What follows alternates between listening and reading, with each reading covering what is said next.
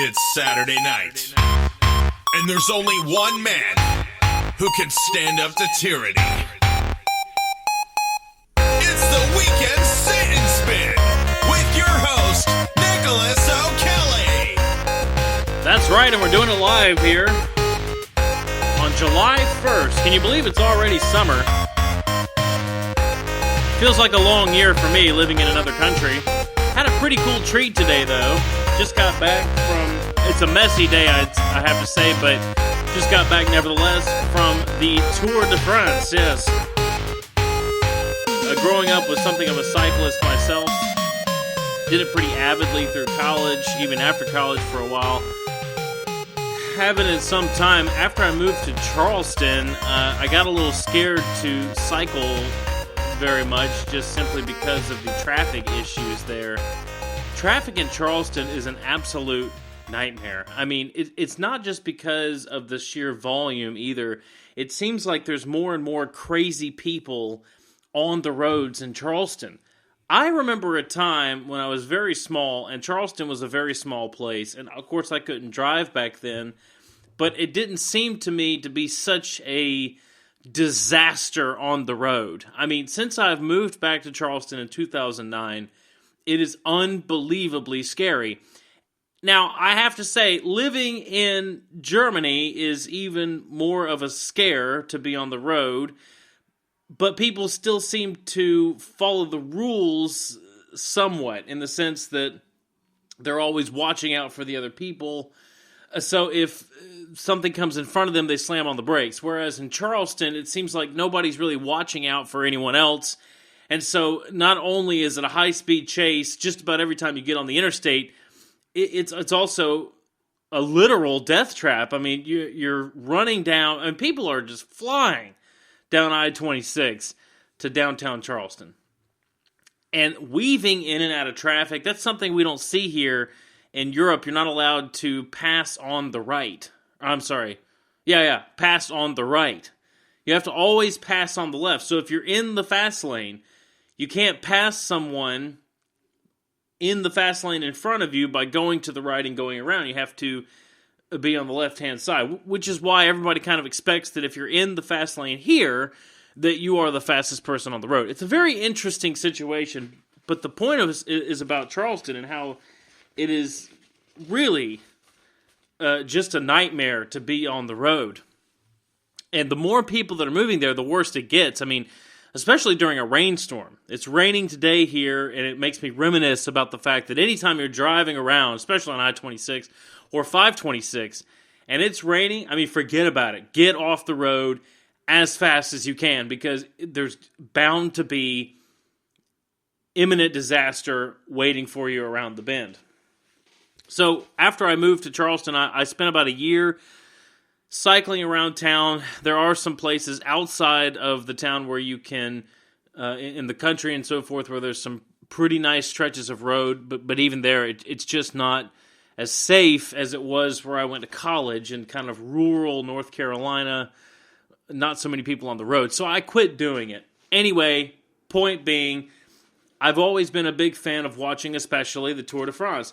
Mainly because you can't really see a whole lot of cycling events on television in the United States.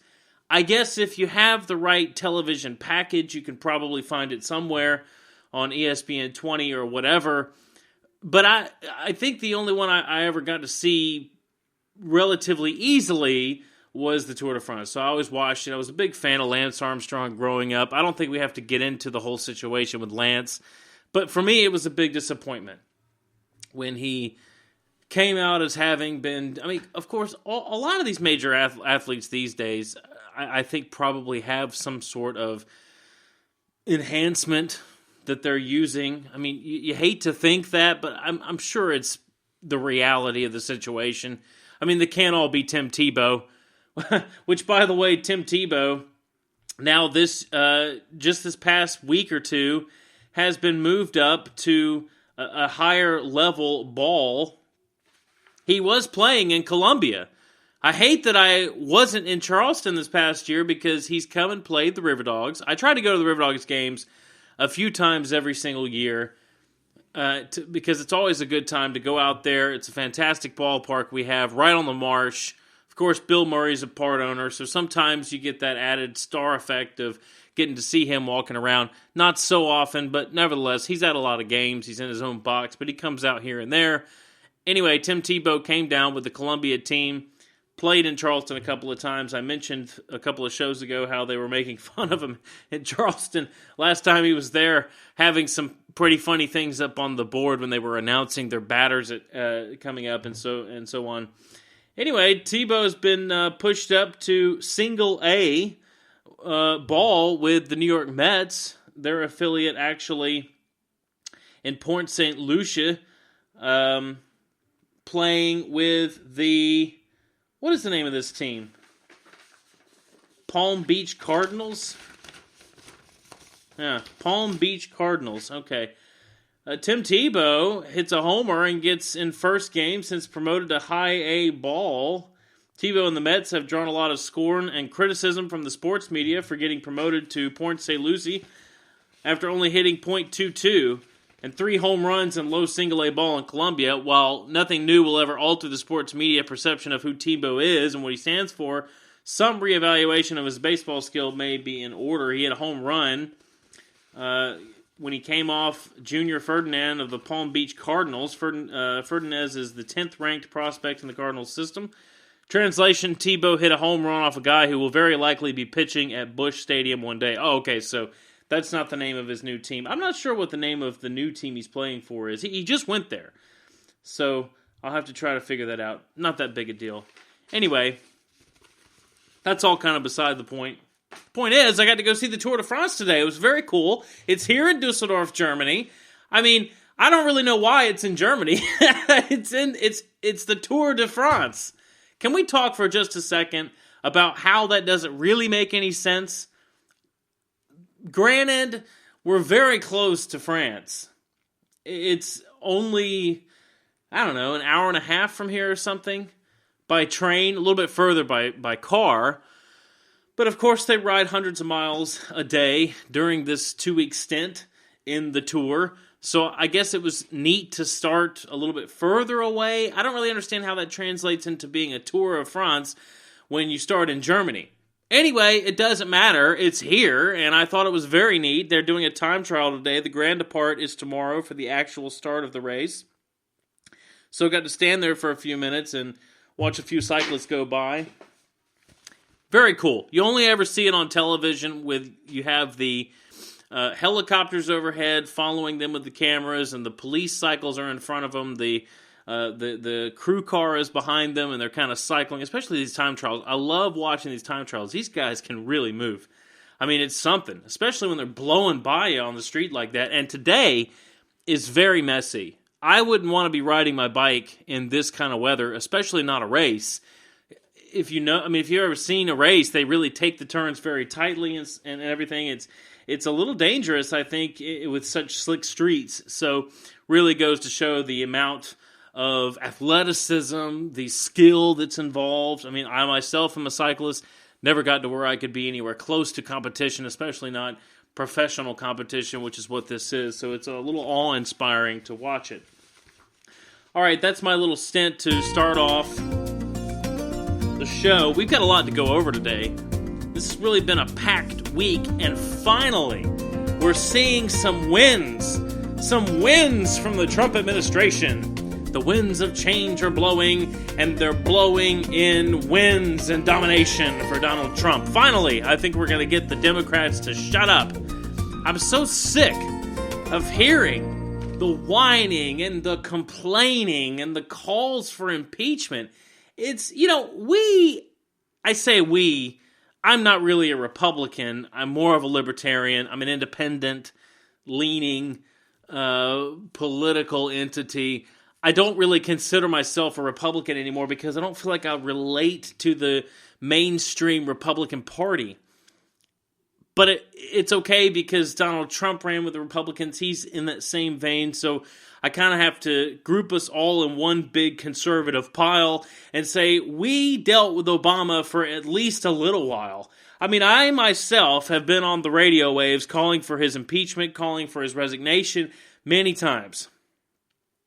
But it was after I saw that everything that I thought about him was correct. I mean, I at least gave the guy the benefit of the doubt for a few months, although I did see trouble ahead when the party after he won was so grandiose. I'll never forget being on the college campus when they actually released balloons from the dorm windows. There was a massive party in the courtyard in the center of the college campus where people are just raving and partying and I mean, you would have thought Jesus Christ came back or something.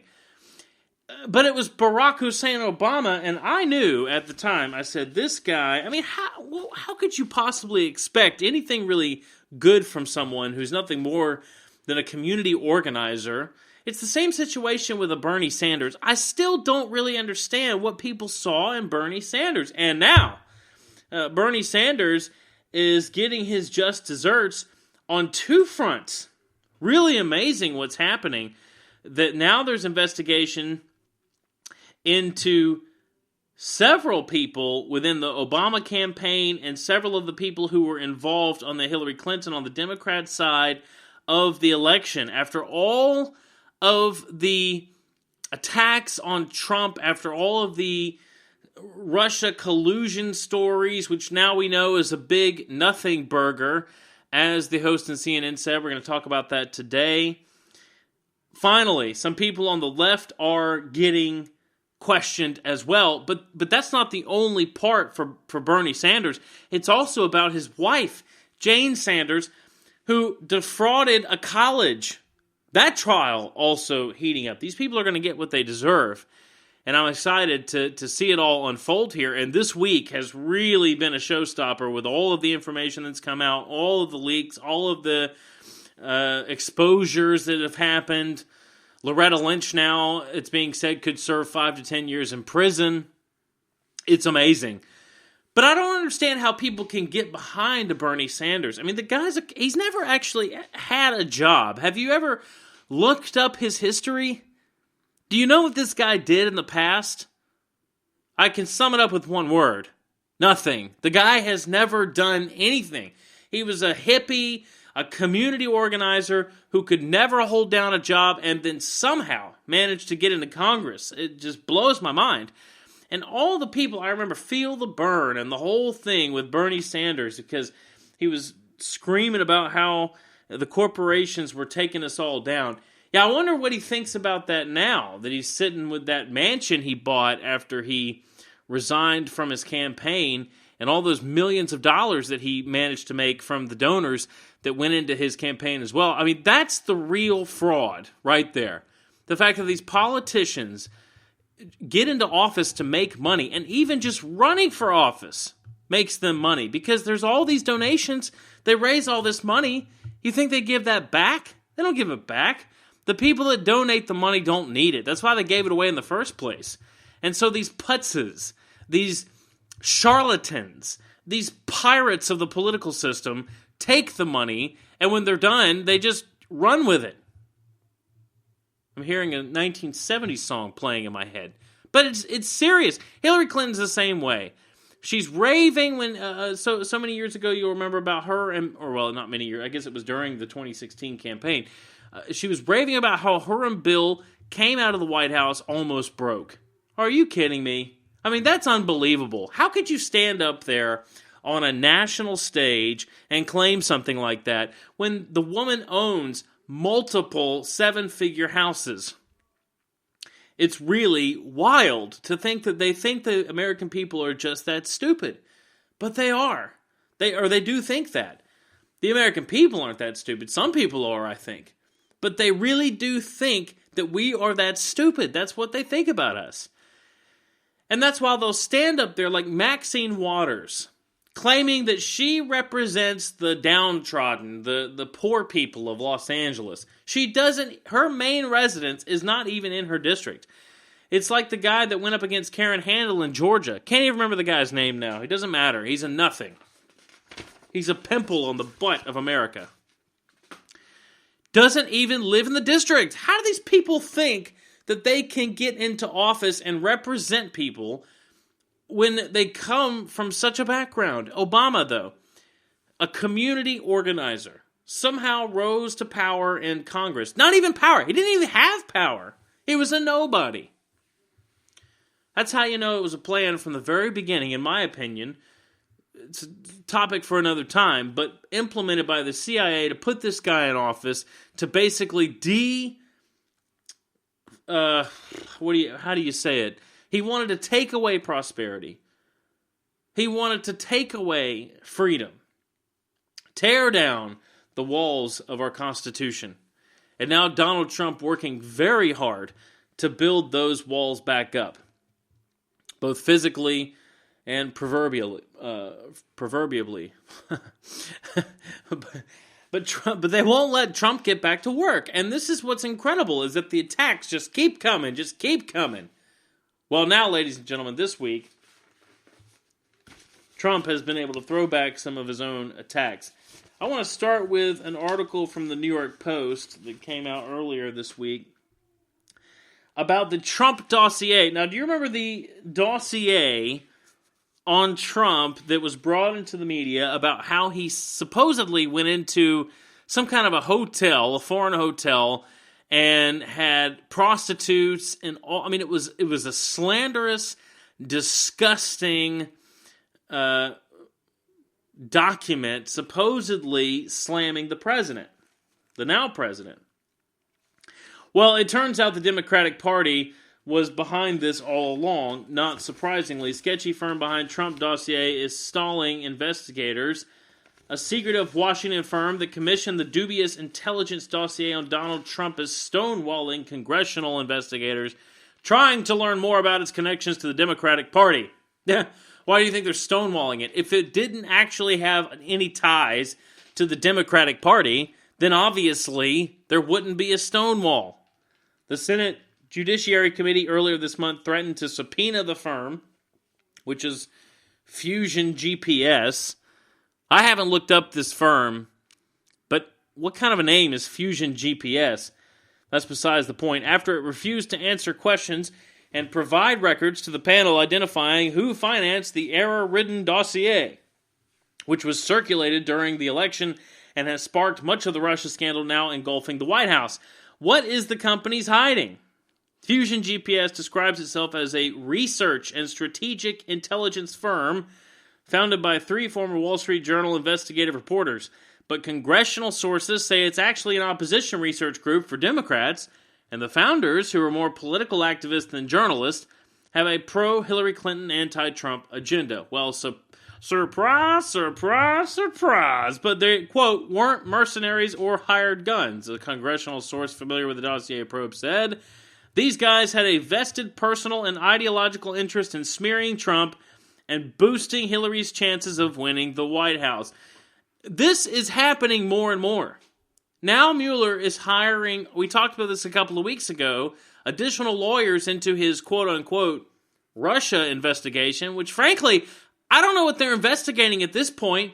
I mean, of course, I'm assuming that some of you have seen the news this week, but we're going to talk about the different news headlines and articles that came out talking about CNN hyping the Russia situation simply for ratings. Well, I mean, was it ever any doubt to that? Of course it's for ratings. Why do you think Stephen Colbert gets up there with his fake news? And that's what it is. I mean, people get so upset about this fake news thing.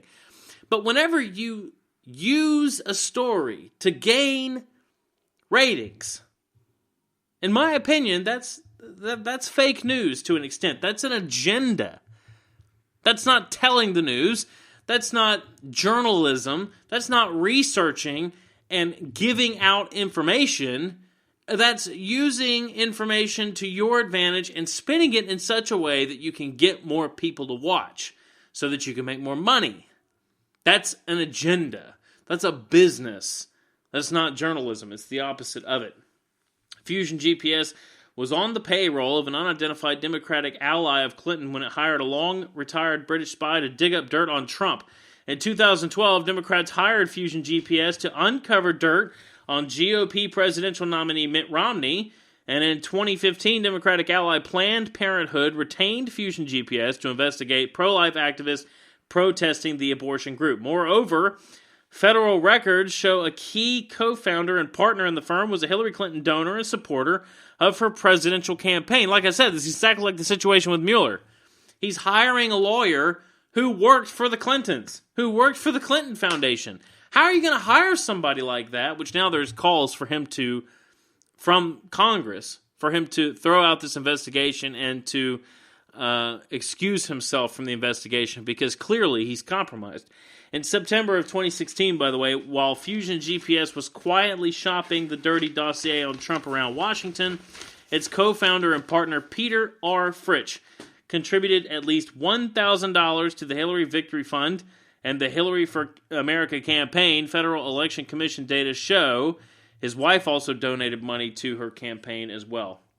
And it goes on and on. Property records showing that a Clinton ally bankrolled Fusion GPS. None of these people want to comment. None of these people want to cop to any of this. But very clearly, it looks bad for this Trump dossier, which from the beginning, Trump was saying, it doesn't make any sense. It's not real. It's fake news. I said it as well. How could it possibly be? How would somebody of Trump's... I mean, the guy's been around the block. I mean, he's been in the media for some time. Not obviously as a politician, but he had an extremely successful reality show. And when I say extremely successful, Arnold Schwarzenegger tried to take over this thing, if you will remember, and it tanked. It's not so easy to just come in and get great ratings. I mean, people know Trump as the king of reality TV, alongside of Jesse James. This guy made it happen. I mean, he was one of the founding members of the reality TV, fad, I guess you can call it. I mean, how many other actual really successful reality TV shows were there? Maybe The Real World the first couple of seasons? Maybe Survivor for 1 or 2 seasons? I mean, Trump made it happen with The Apprentice time after time after time. And everybody loved him then. That's why I really can't get over the fact that the Democrats are just... I mean, how many of these Democrats loved The Apprentice? You know what I'm saying?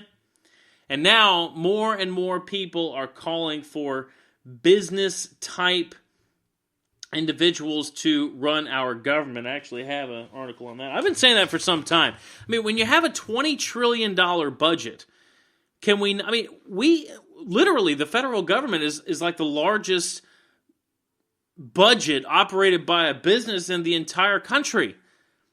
How is it so strange to have business-minded individuals, successful ones, running the country, rather than these community organizers? That's what I was saying about Bernie Sanders and Obama. I mean, you have to be out of your mind to put these people in charge of the country.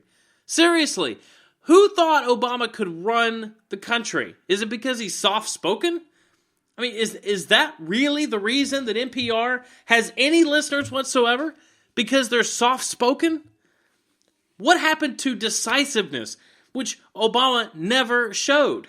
I mean, let's break it down a little bit into actual skills that should go into being the head of, the free world. Decisiveness, the ability to make a decision. You think Obama could do that?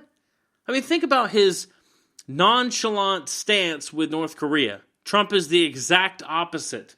In fact, his patience, as has come out, I think yesterday, wearing thin now with North Korea as Trump goes into talks.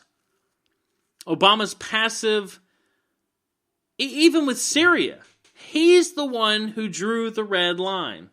Now, I'm not an advocate of going to war in Syria. I still don't quite understand the mouth foaming that's going on from the Rhino Republicans, from the military-industrial complex people like Lindsey Graham and John McCain.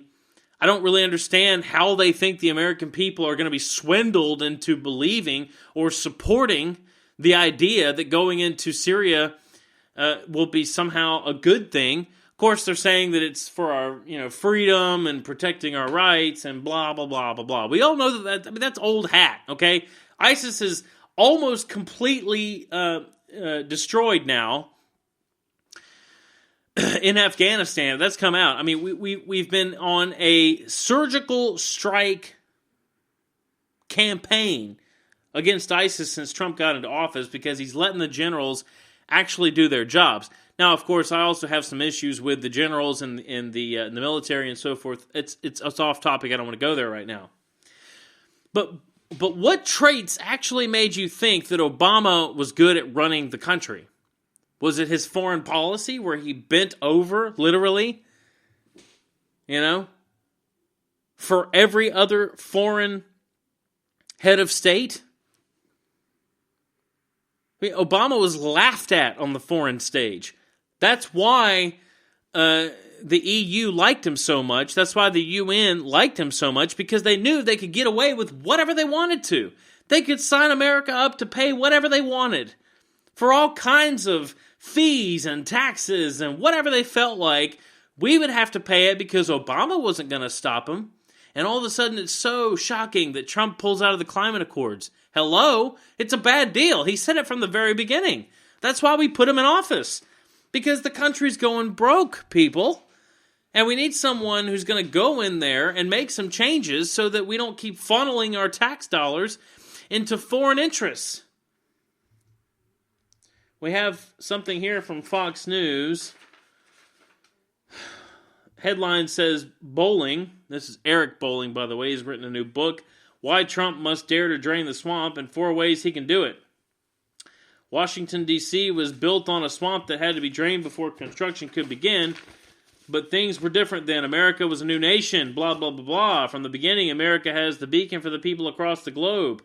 Anyway, he's got here, I'm going to skip on down. It's one of these kind of fluffy articles. He says, the president has proposed several initiatives to restore American jobs and loosen restrictions on growth and investing, but there is more to do if we are to unlock our national potential. He, by the way, is the guy who's calling for more business-minded people. That's why I brought this up now. But I think these are a couple of good ideas here, so we'll just go ahead and read them off. The number one thing to do to unlock our potential, he says, is I urge President Trump, stick to your business instincts and treat the Oval Office as if it were a boardroom. I've been saying this for years. We need people who understand business now. I mean, we are in debt. We need to balance the budget.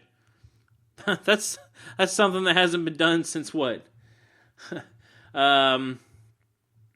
Andrew Jackson? I think Andrew Jackson was the last person to balance the budget. Number 2, dial back on the business regulations imposed by government. Yeah, I believe it. He says, while very few federal regulations are necessary, so many of the burdensome regulations that Obama initiated have suppressed new business creation. That's right, because Obama sought to tear down the middle class. He shut down the coal industry. He centralized and federalized the healthcare industry. That's why there's no insurance companies left. That's why your premiums have tripled, or more in some cases. He says, hindered international trade and prevented job growth from a vigorous recovery. Government regulation does not result in better business practices. His third idea, reduce foreign aid commitments and focus on 2 crucial investments in America, our infrastructure and paying down our national debt. Both of those are campaign promises from Trump. He's trying to do that. And that's what I'm saying. These Democrats need to let him get back to work. Stop whining about the G20 summit. Stop whining about the climate accords. It's money that doesn't need to be spent. And he says it right here. Spending on infrastructure, roads, bridges, tunnels, rail, water supply, and power grids will create jobs that cannot be exported under NAFTA, which, by the way, we're trying to renegotiate now. Those jobs, in turn, will produce a massive benefit and new taxable income. Contribute to our Social Security system and money that can be saved or invested by millions of people who are now unemployed or working part-time. His last idea, throw all the scoundrels out of Washington and bring in business-oriented individuals to run our government. This disgusting revolving door between working in government and becoming a lobbyist has taken a toll on ingenuity and fostered a pay-to-play environment, as we talked about with Hillary Clinton. Let us also elect new leaders to Congress, enact term limits, cut congressional office budgets and go after those who have used their positions in government to enrich themselves. These are all things I agree with. And I don't understand. I mean, getting rid of the people in power in Congress is easy. That takes we the people. Don't just elect John McCain back to office. The guy's senile anyway. And by the way, what in the heck is wrong with Nancy Pelosi? I mean, this lady is losing her mind. She's been on TV all week, appearing dazed, stops speaking, stares at audiences. She was on the This is the American Mirror, and she did a speaking event on Sunday. Where was the speaking event? No, it was in New York City. Awkwardly stopping mid-sentence repeatedly, staring off into space at the audience, and then would start speaking again. I mean, the woman has said that George W. Bush is still in office. She's going crazy. And a lot of these congressmen are just getting old. I mean, it's time to retire. Don't you have enough money? Go get a real job. And frankly, you don't even need a real job, right? Can we say that Maxine Waters doesn't need a real job anymore? She's made plenty of money. Speaking of that, the American Mirror also had an article this week. Maxine Waters bars Trump supporters from town hall meeting. Now, this is the one that started the chant, impeach 45, impeach 45.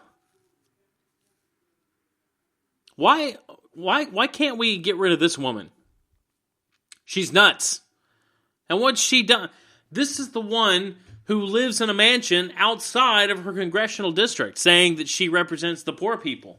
Supporters of President Trump were hoping to be part of Maxine Waters' town hall meeting in Gardena on Saturday, but they were barred from entering the building.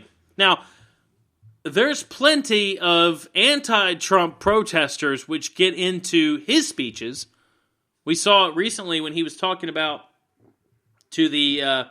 I played the clip, I think, from Iowa, where he was giving the speech and he took a minute to recognize Steve Scalise in the hospital and so forth.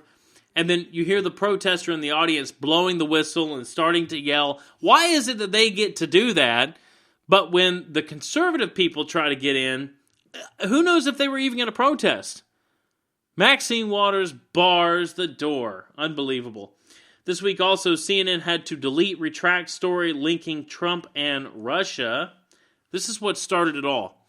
Now, this was a major week in terms of bringing down the mainstream media. Probably my biggest point for tonight. Of course, we all know, and I'm going to get to it here in a couple of minutes, about Project Veritas bringing out the undercover videos. The work they do, by the way, is amazing. That's real journalism. Going in undercover. Now, I think there's always a debate about whether or not, they record these people without their knowledge. So whether or not that's ethical is under debate. But nevertheless, it's incredible information for the American people to have. Because all of these people, all of these charlatans at CNN are reporting news to you which absolutely turns out to be fake. They interviewed Elmo this week on Syrian refugees. Unbelievable. How are you going to bring a Sesame Street character into talking about refugee camps and trying to promote bringing more Syrian refugees into the country? Which, by the way, since Trump has been in office, refugees into America have been cut in half. The number of them. Not literally cut in half, but the number of refugees into the country have been cut in half. And now, we have the new, the travel ban has been put back into place by the Supreme Court. But we'll get to that. Philly.com released a story earlier this week. CNN deletes, retracts story linking Trump and Russia. On Thursday evening, this was last week, CNN investigative reporter Thomas Frank published a potentially explosive report involving an investigation of a Russian investment fund with potential ties to several associates of President Donald Trump. But by Friday night, the story was removed from CNN's website and all links were scrubbed from the network's social media accounts. Quote, that story did not meet CNN's editorial standards and has been retracted. Well, that's probably because they had unnamed sources verifying these issues, and the story itself was completely false, is most likely why it didn't match up to CNN's ethics, but we're glad they pulled it back. I mean, the fact is, the Russia story is old hat, and now even the Democrats of the American people, not the congressmen, but even the American people who are Democrats, have started to contact their congressmen and say, we don't want to hear about it. There's issues in the economy. There's issues with our taxes. We want to know about health care. Forget about Russia. This was from The Hill. Frustrated Democrats hoping to elevate their election fortunes have a resounding message for party leaders. Stop talking so much about Russia. Democratic leaders have been beating the drum this year of the ongoing probes into the Trump administration's potential ties to Moscow, taking every opportunity to highlight the saga and forcing floor votes designed to uncover any business dealings the president might have with Russian figures. But rank-and-file Democrats say the Russia-Trump narrative is simply a non-issue with district voters who are much more worried about bread-and-butter economic concerns like jobs, wages, and, of course, the cost of education and health care. These are what's important to the voters, not the Russia story. Forget about it. Now, let's get into some of these wins that Trump's had this week, because there's been many. Supreme Court gives Trump some. From the AP. Court partly reinstates Trump travel ban. Fall arguments have been set to continue the debate. But it's a win nonetheless. And Trump was saying that, by the way, this week as well, that it's a win for his administration. Frankly, I agree with him. Finally. Now the appointment of Neil Gorsuch is starting to pay off for Trump. We knew it was going to be a good idea. He said coming into office, which it was ludicrous that Obama was going to appoint somebody when he was a lame duck president about to be going. That never happens. Why would he do such a thing? And yet, he tried. But Trump said coming in, he was going to appoint a conservative constitutionalist to the Supreme Court, and it's starting to pay off. And frankly, he may get to appoint another one. There have been a couple of the other older members of the Supreme Court talking about resignations, or retirement, I should say. And that's good news, but nothing verified now. In fact, there were some rumors running around that I was going to talk about tonight, earlier this week, but they've been trounced, so we're not going to mention it. Out of the AP, Mark Sherman writes, the Supreme Court is letting a limited version of the Trump administration ban on travel from 6 mostly Muslim countries to take effect.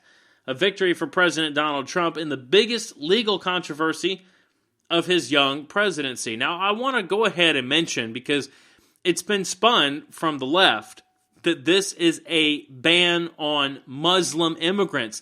That is false. That is simply not true. That is the opposite of what this is.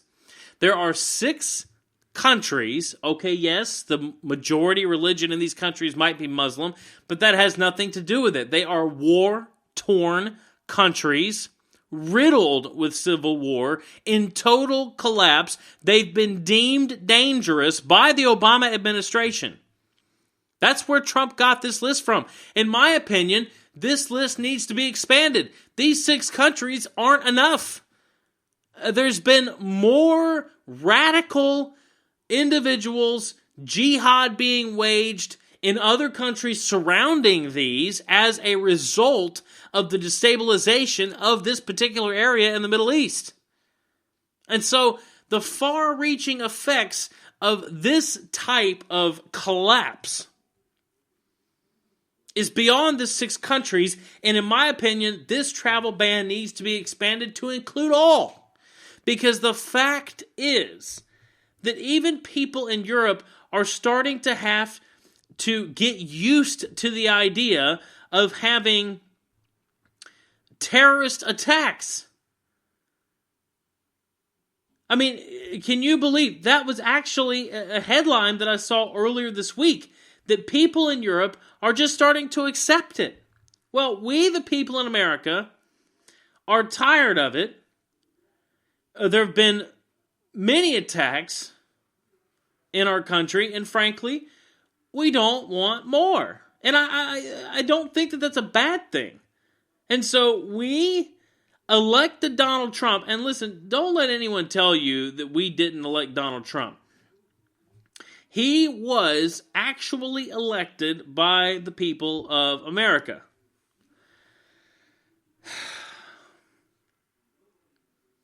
I can't find this. I had this article on the people in the EU. It doesn't matter.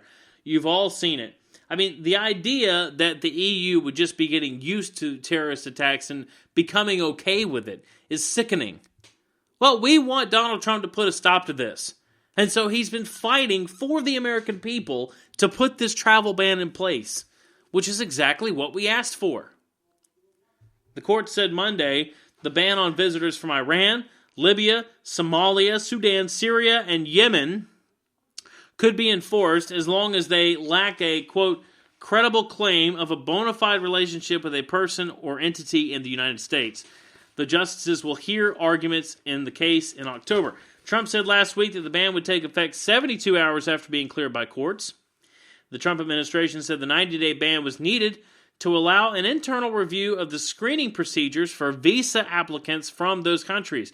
That review should be complete before October 2nd, the first day the justices could hear arguments in their new term. And by the way, the travel ban now has officially taken effect, which was fantastic news. I have that article from Bloomberg. Trump travel ban takes effect amid new court challenge. Embassies are giving guidance as entry ban takes effect.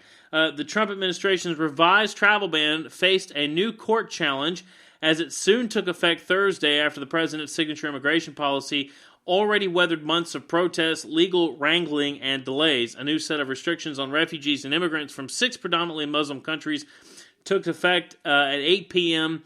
Eastern Time on Thursday. The administration said the rules should help prevent the chaotic airport scenes witnessed when President Trump's initial order was abruptly imposed in January.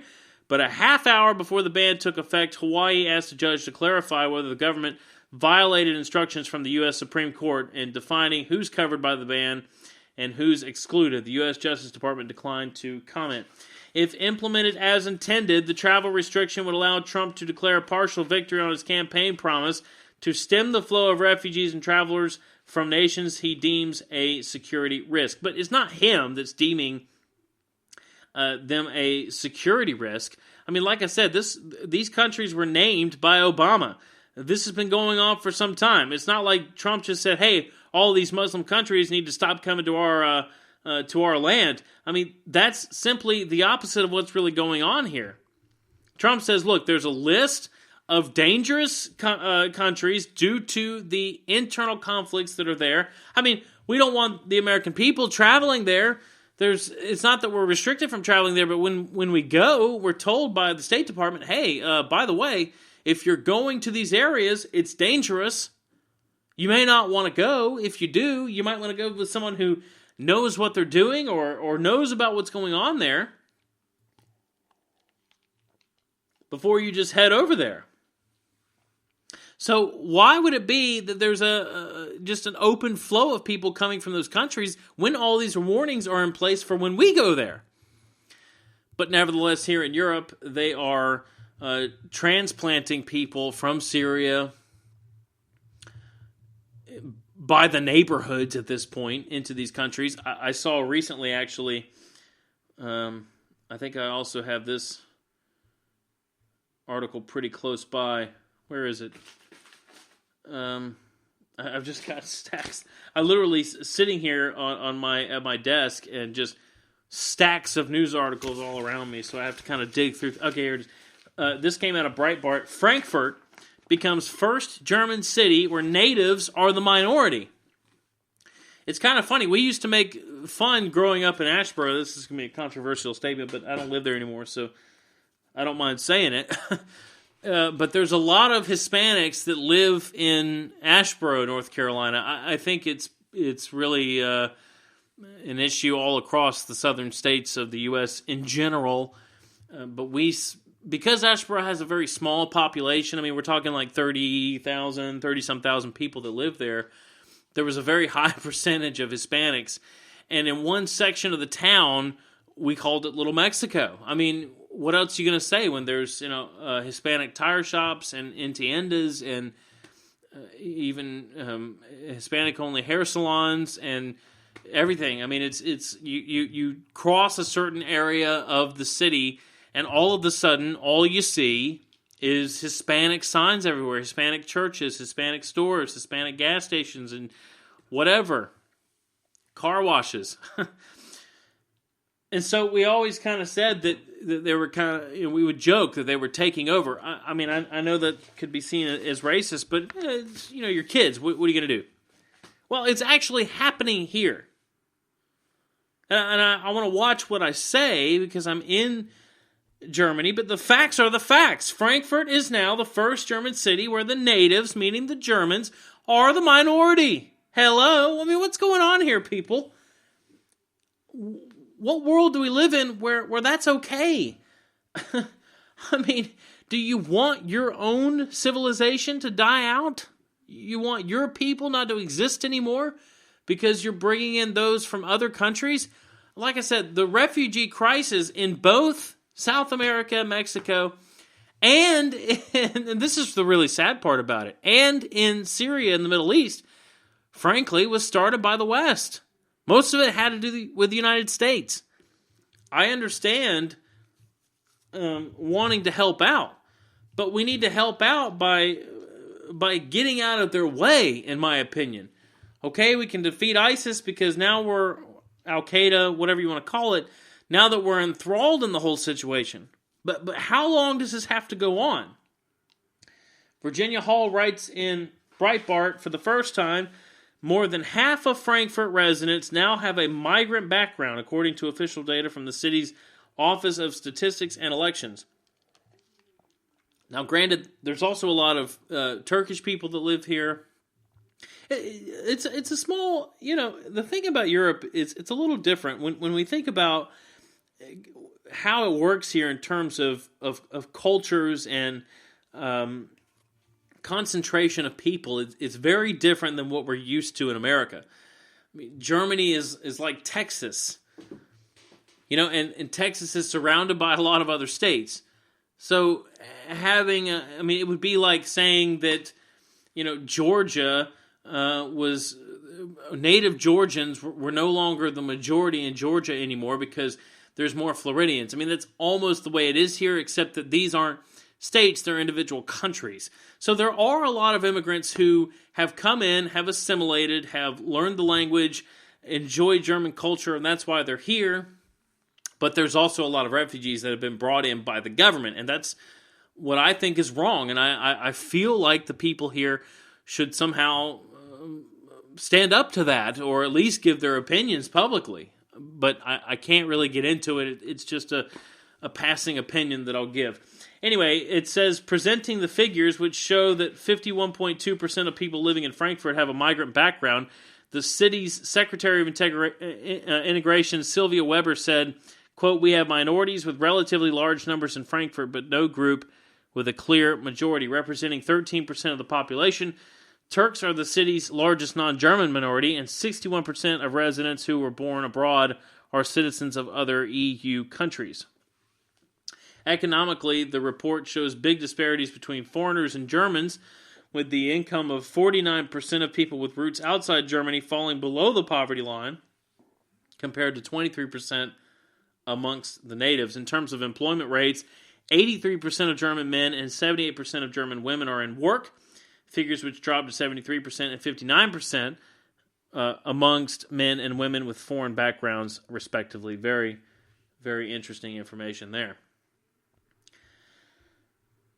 Now, something else that happened this week, which was very interesting. Speaking of the EU, Google has been slapped with a record $2.7 billion fine. Wow. And And this thing has sent shockwaves through the tech industry. Can't just do what you want anymore is basically what's being said amongst the tech elite. EU orders Google to treat rival comparison shopping services equally in its search results. Out of Brussels, the European Union's antitrust regulator on Tuesday fined Alphabet Inc.'s Google a record 2.42 billion euros, that's about $2.7 billion, saying its search engine stacks the deck in favor of its own comparison shopping service. The move, which follows more than 7 years of investigations, threatens far-reaching ramifications not just for Google, but for the design of products and services from other increasingly dominant tech giants like Amazon buying up Whole Foods, which is wild. Bezos now talking about installing robots to run the Whole Foods supermarkets. Also, the fact that Fox is trying to buy up Sky News, which is another European news agency. Over here, you have CNN, you have BBC in Germany, but you also have Sky News. It's like having CNN and MSNBC and Fox News in the United States. It's just different companies, but Fox is bidding to buy Sky, and Britain is saying that risks giving Murdoch too much power. So now there's a real spotlight on this type of stuff going on. I can only hope that it will cause the same type of review to happen in the United States, where it's very clear that a lot of these companies have become monopolies, or at least have become extremely powerful. And there's supposed to be antitrust laws in the United States that keep that from happening.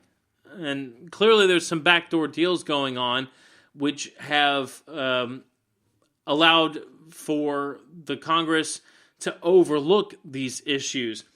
But this comes out of Reuters. Britain intends to subject Rupert Murdoch's takeover of European pay TV group Sky to a lengthy, in-depth investigation after finding the $15 billion deal risks giving the media mogul too much power over the news agenda. Media Secretary Karen Bradley said she was persuaded that 21st Century Fox's bid could give the Murdoch family excessive influence over the media after regulator Ofcom assessed the impact of the deal. The quote is, the proposed entity would have the third largest total reach of any news provider only than the BBC and ITN. It would uniquely span news coverage on television, radio, and newspapers, and also online. The media secretary said she would take a final decision on July 14th, giving Fox 2 weeks to address her concerns. Shares in Sky rose on hopes a full investigation could still be averted by concessions over its 24-hour TV news channel. All of these companies, especially in the news industry, starting to really consolidate. It's like ABC. I mean, obviously owned by Disney. I'm a big fan of Disney. But you can't deny the fact that they own a lot of media. And that kind of stacks the deck in their favor. It's the same with a lot of these media groups. Time Warner also is another one. Owning now Comcast and I think AT&T buying up Time Warner, which is creating issues for Jeff Zucker.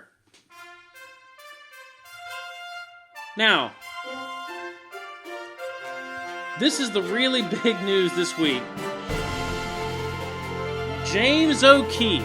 Wow. I mean, this guy, unbelievable journalist. Really something that Project Veritas has been able to come out against CNN in such a strong way. Just trying to recap everything that's been said so far. I mean, at first they came out and said, or they had a video showing a CNN producer saying that the Russia narrative was BS. Was that it was only there for ratings. And that was a shock. And like I said, all of these videos have been recorded without the people's knowledge, so the ethics, I suppose, can be called into question, but nevertheless it happened, and it's very intriguing information. After that video came out earlier in the week, we have an article from TheWrap.com where 3 CNN employees resign over a retracted story on Russia ties, which is what we were talking about a little bit earlier. 3 CNN employees have handed in their resignations over a retracted story linking President Trump to Russia. The article was removed from CNN.com on Friday after the network decided it could no longer stand by its reporting. Quote, in the aftermath of the retraction of a story published on CNN.com, CNN has accepted the resignation of the employees involved in the story's publication. That was from a network spokesman. On Thursday, CNN investigative reporter Thomas Frank published a story involving an investigation into a Russian investment fund with possible ties to several Trump associates. Turned out it was wrong. We talked about that a little bit earlier. But now the new investigative unit rocked. After these 3 journalists were told to leave. We have Zucker, after that happening, saying that viewers trust CNN more than ever. That's from page 6. CNN boss Jeff Zucker says, despite Donald Trump's war on the network and what the president says is fake news, he is certain that CNN maintains the trust of its viewers as it extends into digital brands to attract a younger audience. I wonder what he thinks about that now. Outlets publish false claims over and over. Greenwald says latest example of media recklessness. Trump came out and said, what about all of the other phony stories? The 3 people resigned over that one, but then Trump came out and said early Tuesday after the network retracted the story, wow, this is his tweet, CNN had to retract big story on Russia with 3 employees forced to resign. What about all the other phony stories they do? Fake news. The president's comments come after 3 CNN staffers resigned. And it goes on. And this was just the beginning. Because there were more reports from James O'Keefe. Another one from Breitbart News reporting says, CNN associate producer calls voters stupid as... Yeah. A new video released Friday morning by James O'Keefe and his project Veritas shows a CNN associate producer mocking Donald Trump and declaring that American voters were stupid. I mean, you remember when Zuckerberg from Facebook was caught saying that, right? My question is, why does CNN still have a seat at the table with the White House media briefings? Seems to me like they should have their licenses revoked. Let's take a listen to this clip from Project Veritas and James O'Keefe. Yeah, if we can get it to play. I guess we're having some issues there. I mean, what do you think about the mainstream media now? Because we've known for some time that there was a lot of fake news going on, that they needed to be brought down a few notches, especially CNN. I mean, when they came out a couple of days ago with Elmo being interviewed about Syrian refugees, we'll talk about that in a second. For me, that's kind of where I draw the line. Okay, here we go. This is from Project Veritas. That he is hilariously unqualified for this, that he's really bad at this, and that he does not have America's best interests. We recognize it's justified and crazy. Would it be fair to question the intellect of the American voter? Oh no, they're stupid as shit. I hate to be this with you. This is James O'Keefe. How are you? Do you have a comment, sir, about the Russia story? Then why is CNN constantly That was Jimmy Carr that you heard at the beginning. Because it's ratings. I would encourage everybody in this room and frankly everybody across the country to take a look at it. The Russian thing is just a big nothing burger. I'm changing it from fake news, though. Doesn't that undermine... Very fake news. I know, but aren't you... He doesn't believe anything that these people believe. We recognize it's justified and crazy. Mr. Zucker, this is James O'Keefe. How are you? Do you have a comment, sir, about the Russia story?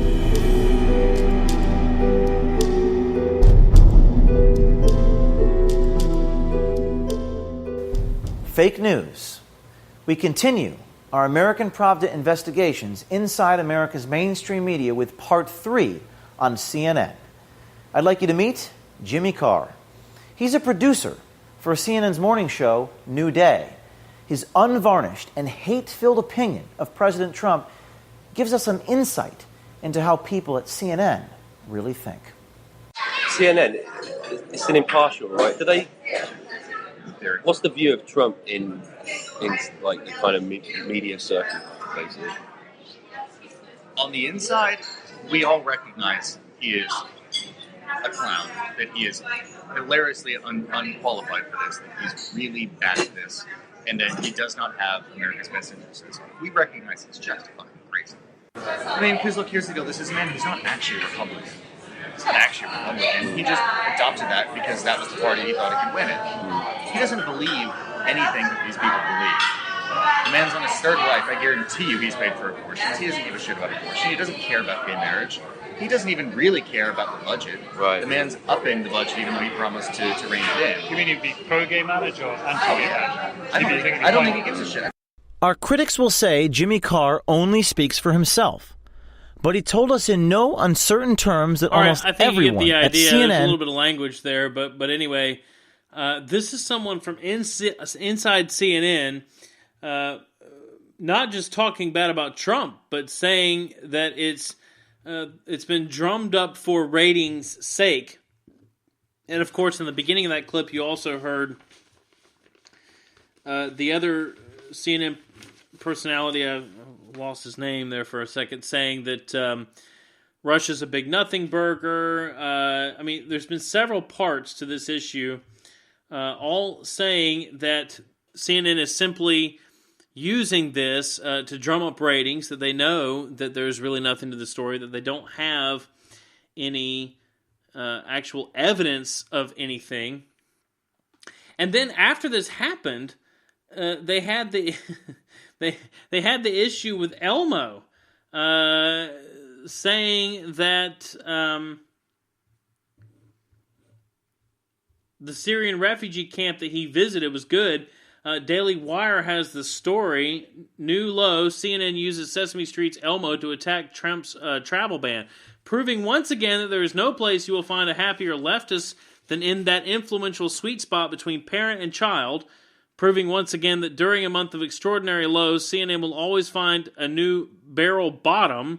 In the wake of President Trump's 9-0 Supreme Court triumph, the left-wing cable news network decided to use popular Sesame Street puppet Elmo as a propaganda tool against President Trump's temporary travel ban. Popular Sesame Street character Elmo sympathized with refugee kids in an interview Monday with CNN, remarking that they are just like kids in America. Elmo was part of a panel including CNN reporter Clarissa Ward, Sherry Weston from Sesame Workshop, and David Miliband from the International Rescue Committee. Did you find that the Syrian little girls and little boys were a lot like your friends here in America?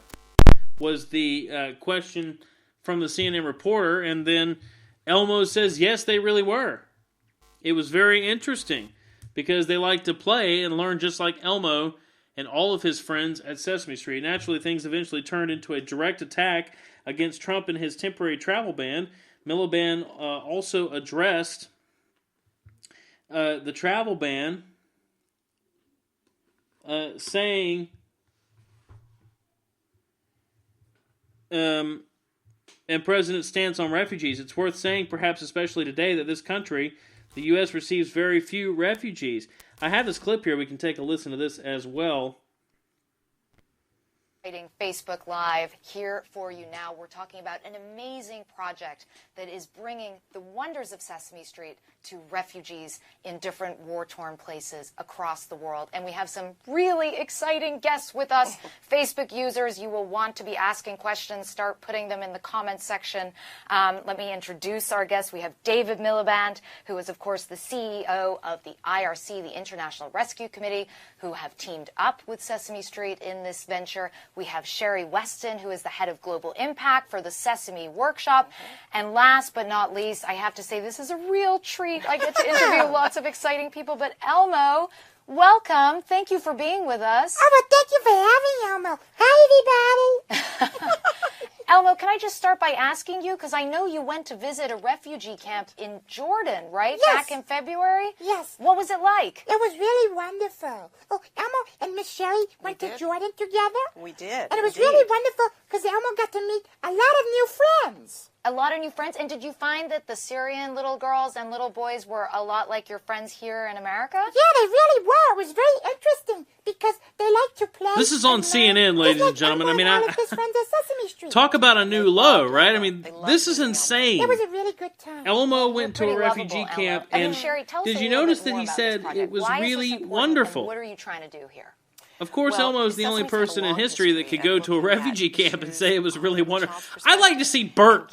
Can we get Bert and Ernie to go to the Syrian refugee camp? Or how about the Grouch? Oscar the Grouch. Let's send him to Syria and see what he says about it.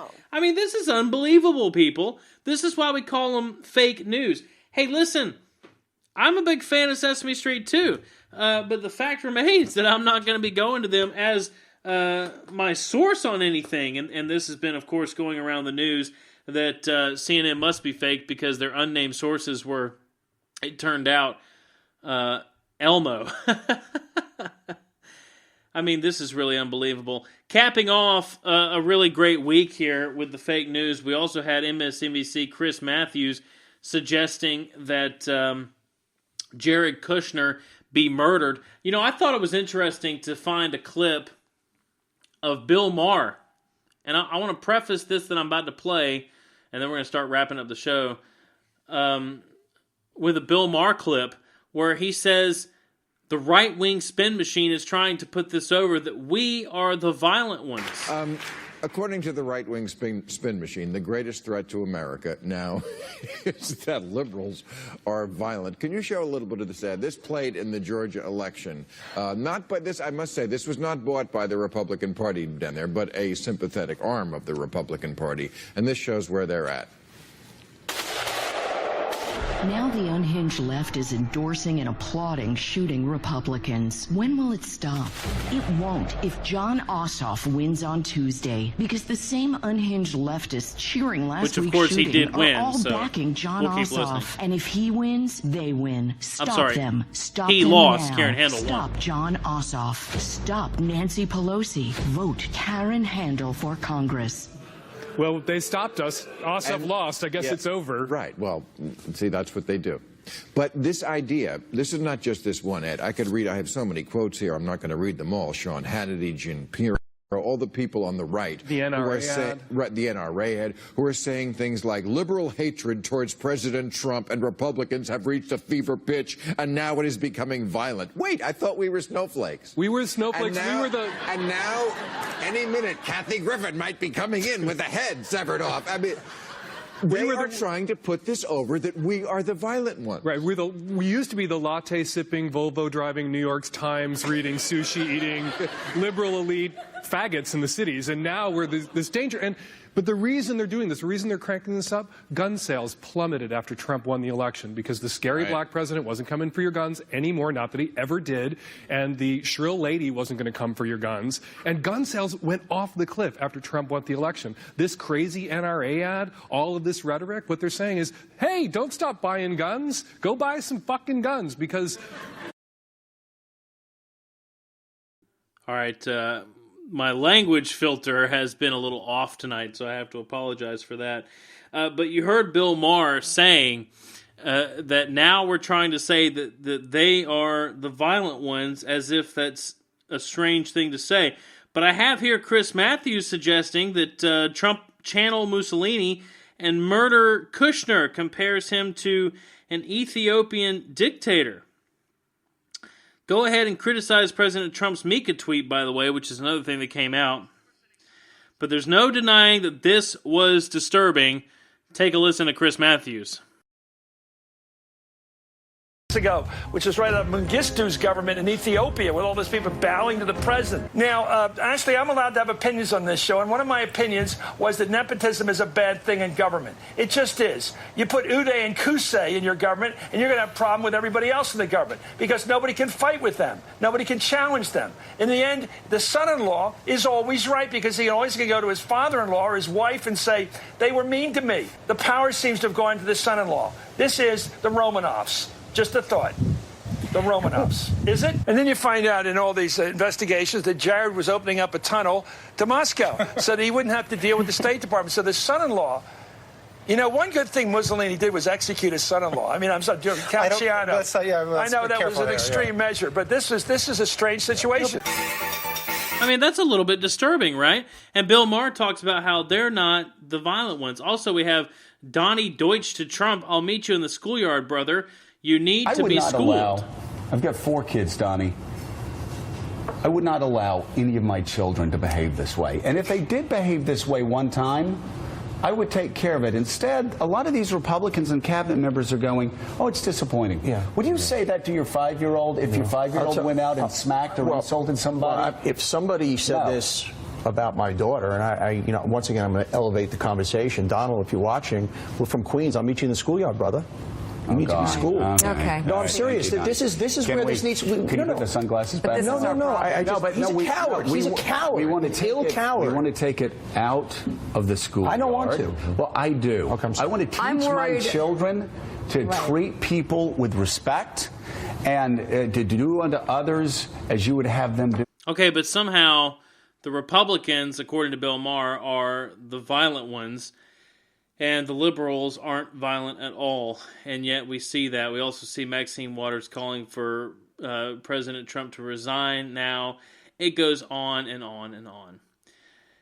You've been listening this evening to the Sit and Spin radio show. We do it now every Saturday evening. So glad to be doing it here for you from Germany.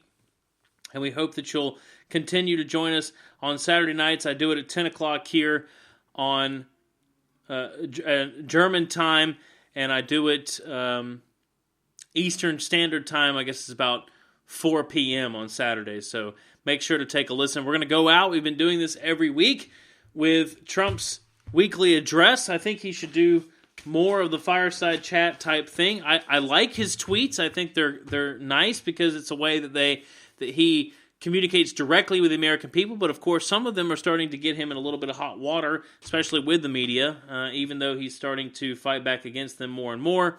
This week it was the one with Mika from MSNBC saying that she was bleeding from the face, and that's why I wouldn't let her in Mar-a-Lago.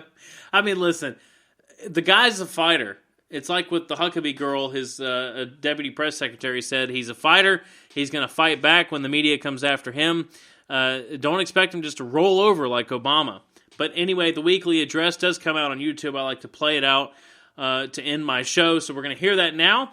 Make sure to tune in next time. Same bat place, same bat channel. I'm Nick O'Kelly, and you've been listening to the Sit and Spin radio show on Spreaker Web Radio. This week I was joined at the White House by American families whose loved ones were killed by illegal immigrants.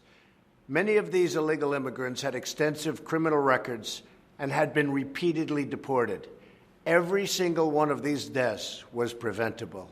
These beautiful American lives were stolen because our government refused to do its job. If the government had simply enforced our immigration laws, these Americans would still be alive today. That's why, since the day I took the oath of office, I have been restoring the enforcement of our immigration laws and the protection and defense of our borders. These courageous Americans joined me at the White House to call on Congress to pass 2 bills that I campaigned on during the election. If enacted, these bills will save countless American lives. The first bill, Kate's Law, is named for Kate Steinle, who was killed by an illegal immigrant who had been deported 5 times. This law will enhance criminal penalties for those who repeatedly re-enter our country illegally. The second bill, the No Sanctuary for Criminals Act, will block federal grants to jurisdictions that shield dangerous criminal aliens from being turned over to federal law enforcement. On Thursday, I am glad to report these two bills passed the House of Representatives. This represents a crucial step toward ensuring our public safety and national security. I want to thank Judiciary Chairman Bob Goodlatte for his dedicated work on these critical bills, as well as other crucial legislation that will soon be considered as well. I also thank leadership for advancing these life-saving measures. I now call on the Senate to take up these bills and send them back to my desk for signature as soon as possible. We need security. We need safety in our country. And I call on all members of both parties to stand united with victims to stop these terrible and senseless crimes from ever happening in the first place. This legislation presents a simple choice. Either vote to save and protect American lives, or vote to shield and comfort criminal aliens who threaten innocent lives. And they've been shielded too long. As we head toward the 4th of July, we remember now more than ever to cherish our freedom. The foundation of freedom is the rule of law. It forms the bedrock of our Constitution and the cornerstone of our way of life. So this Independence Day, while we're enjoying treasured time with our friends and loved ones, let us not forget the families who have an empty seat at the table this year. And let us pledge that from now on, we will protect, defend, and save American lives. Thank you.